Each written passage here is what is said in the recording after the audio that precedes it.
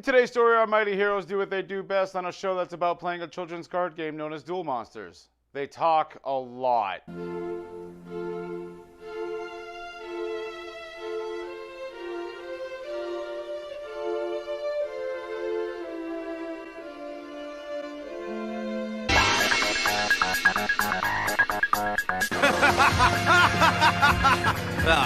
Get ready to smash your head against the wall, my fellow feature outlaws. This is Card Games vs. Humanity, and I'm that NAK Double G. Hitting you up with another recap of that show that literally took me an hour to get through a 22-minute episode of Duel Monsters. As per usual, if you enjoyed, don't forget that sub, that bell, that like, hit up the Patreon if you want to support me. Leave a comment telling me if you would stab your father if he beat the shit out of your only friend in the world because you went outside one time. We're gonna ignore that because right now we're in the Kaiba lab doing our best to figure out everything we can about the last line of text on Raw. But what's this? Kaiba can already read the text as if it's already written in perfect English. I mean Japanese. I mean Egyptian.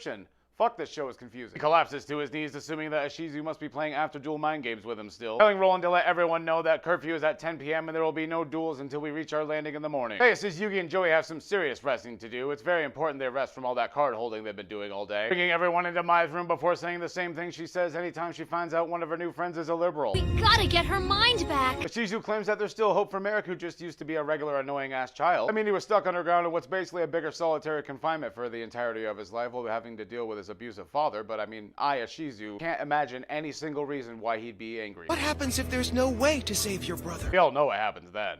Tristan steps up. Yugi basically says, I gotta save the world, I don't really care about your brother, he's already done too much damage already, I'm gonna kill him. Being backed by Joey and the rest of the gang who agree that yes, Marik sucks and you can't just expect us to forgive him. Oh, well, I say you can't expect us to forgive the writers for this episode that's just all talking, isn't it? Young Marik was full of energy and just constantly bugged his sister to just take him out to the outside world at least once. She promised she would do it one day and I guess she's already done it before? They never really make that part clear. Leon will cover for us, says Marik. He's a 6'4" giant of a man and we're two small children. But it makes sense that father who isn't known for being a bit of a hard ass won't notice any difference at all. Bugging his sister for a full 2 minutes before she finally gives in. Marik will finally get to live like a normal person in the sands of Egypt surrounded by criminals. Only 1 hour though, any more than that and you might get addicted to this whole outside and we can't have that. This should work. Yup, that should definitely work. Also, I'm pretty sure that's a fucking dead body. Oh my god, Marik is outside and he found a book lying on the ground. What's that, says Marik as he points at some animals. What is that? That's the cause of your future medical bills. Marik watches this badass Chad on a bike tell his hoe that he's got to ride off into the sunset before being grabbed by his sister who's just now starting to realize this was a stupid idea. Asking about the magical box thingy he just witnessed in the vehicle in the magazine. Ishizu tells him it was a TV and a motorcycle as I sit there wondering how does she know this stuff if she's never been outside before. Someone's been a bad girl. As long as Marik is a tomb keeper, he'll never actually get to do anything cool in life and maybe bringing him outside was a bad idea. Running around to find a criminal standing behind them. Oh wait, my mistake, that's just shoddy. He tells him that the pharaoh is coming so do your frickin' job, you only got a few years left bitches. He takes off right away because like usual there's more dead bodies to go clean up. Before Marik and Ishizu reenact your average conversation between two college chicks on Sunday morning. We never should have come up here today. Forget about the stranger and let's go home. Just before entering back into their sacred home, aka a random cave out in the desert, Marik straddles a piece of stone and pretends it's a motorcycle, somehow perfectly imagining what he's gonna look like in 7 to 10 years from now.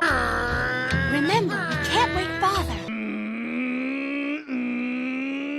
Unfortunately, these kids see the alarm system that was triggered as they exited the cave. They broke curfew, which is the moment they wake up every day, so they clearly knew better. They quickly rush down to the rooms only to see an Odeon lying on the ground. But my father had already weakened him with the Millennium Rod. Ah yes, weakened him with the Millennium Rod that was still sitting on the podium as they walked in. I'm not sure a single kid on the planet understands the concept of an old man just beating the shit out of someone. This 90-year-old man said that Odeon had to get his ass kicked because you guys went outside, causing Marik to transform on a literal frame skip, dropping his balls immediately, yet somehow you can still kind of tell that he hasn't hit puberty yet. Taking the rod, now claiming that he finally knows what to do with it, using his first Thunder Wave attack on his father and Ishizu. Then he walks over to his father and sends him to the Shadow Realm. Luckily, Odeon wakes up just in time, causing him to immediately revert back to his normal bro mode. And without his bro yo man dog, he just goes nuts. I get it, man, I feel you. You have taken your first step, Marik. Ah yes, by committing murder, you're slowly becoming more and more like me. Soon I'll show you how to control people's minds for fun. Parody basically appears and just says, stop being a bad kid, before immediately leaving and ending the story that I don't remember how it started. So he basically says what everyone else is thinking, asking why we should feel bad for some spoiled kid who became an evil nutcase. Got my favorite set of titties in a time prison and I'll never forgive him for that. Ishizu says it's possible to win a duel against my brother and not kill him at the same time, but it's lights out in 2 minutes, so I'll have to tell you the rest tomorrow. Now just try to pay attention to Tristan trying to sneak into Joey's room for the night. I'm sure he won't even notice him, right? But not having time to finish the information about her brother, it's time to walk over to Yugi to give him something. Take my jewelry, she says. You're a psychic now. You basically can just predict what cards you're gonna get next in your duels anyways, you might as well have it. Because this is a show about card card games and not people talking. The last 4 minutes of this episode is just people talking. As Teia runs out into the hallway to ask Ishizu about Yugi's destiny, asking her that if he defeats Marik, will the world be saved, or is there other jerks out there that want to be all mean and stuff? And all I can say to that is, you silly girl, you think Bakura's even remotely ready to start his evil plan yet? Ishizu says, I don't know, bro, Yugi has my necklace, maybe he can figure it out, don't bother me anymore. Leaving Teia alone with a thought, oh wait, never mind, the less scumbaggish Marik is still inside her apparently. I guess he can just use the Millennium Ring to transfer his spirit into Bakura as well. You know, just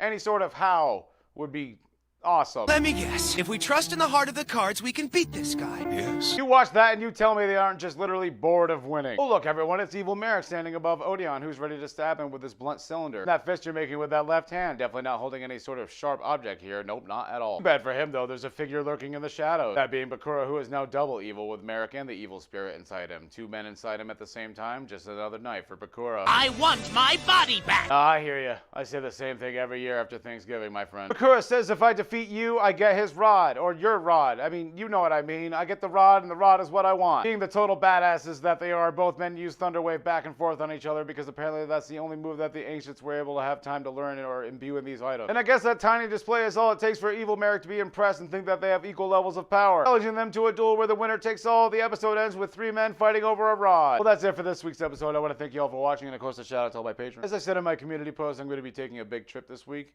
Might want to look out for a couple other Yugi tubers. They might pop in and out. They might pop here, pop there. Shit's popping. This has been the man from Earth with all the growth, ladies and gentlemen. I'll see you all next week. You know, assuming I don't get in a car crash. There's like a 3% chance that'll happen. See ya. So it makes sense that father isn't. So it makes sense that father who. And what? Oh, while I sit here saying to the. Oh, while I sit here saying to the audience, you can't. Oh, while I sit here for the audience. Luckily on. That sounds like a Pokemon. Kecleon evolved into Lucleon.